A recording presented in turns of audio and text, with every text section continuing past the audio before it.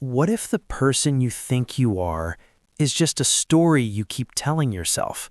A story that keeps you small, safe, and stuck. I used to have a name for myself. It wasn't on any document, but it was the truest thing I knew. They called me the Overthinker.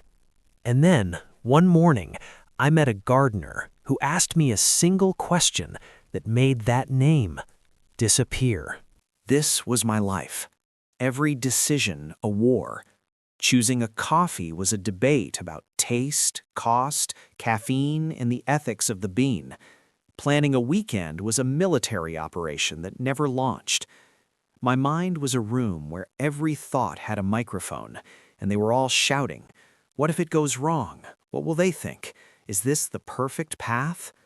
The noise was constant, exhausting, and my identity became that noise. I was the overthinker. It was my shield and my cage. I thought deep thinking was my superpower, but it was a trap. I'd analyze a path so thoroughly, I'd wear it down to dust before I ever took a step. I'd see every possible failure like a movie playing behind my eyes. A missed opportunity wasn't just a moment gone, it was a proof that my thinking wasn't deep enough. The world became a maze of my own what-ifs. I was so busy protecting myself from hypothetical storms, I never felt the sun. I was a ship anchored in the harbor, convinced the open sea was too dangerous, while rusting in the still water. One morning, the noise in my head was a scream. I had to get out. I walked with no direction until I found a garden, and there was an old man tending to roses. He wasn't just pruning, he was having a conversation with the plants. Each cut was clean, certain. I stood there, watching, my mind racing with questions about his technique, the species, the soil. He looked up, saw my tense face, and smiled. Not a polite smile, a knowing one. He held up a single rose stem with a dead flower. "See this?" he said. "It's finished. It's done its job. Now it's just taking energy from the new buds." And then he asked me the question. He held my gaze and asked, "What thought are you holding on to that's already finished its job?" Time stopped. The noise in my head shut off. For the first time, there was silence. I saw it. I saw all of them. The old worries, the recycled fears, the analyzed to death plans from years ago. They were all like that dead rose, brown, brittle, consuming light but giving nothing. My overthinking wasn't planning for the future, it was preserving the past.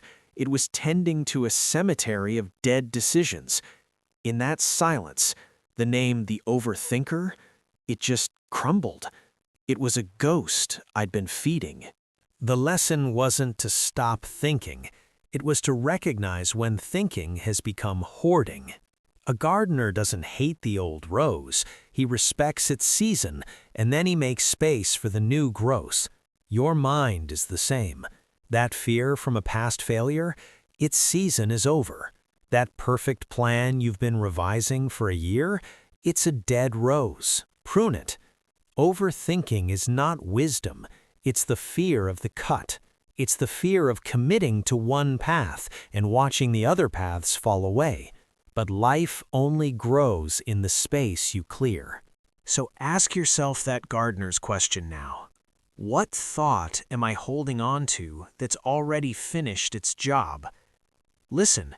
In the silence after that question, you'll meet someone new. Not the overthinker, but the doer, the grower, the person who knows that a single decisive cut is how a garden becomes beautiful, how a life becomes its own.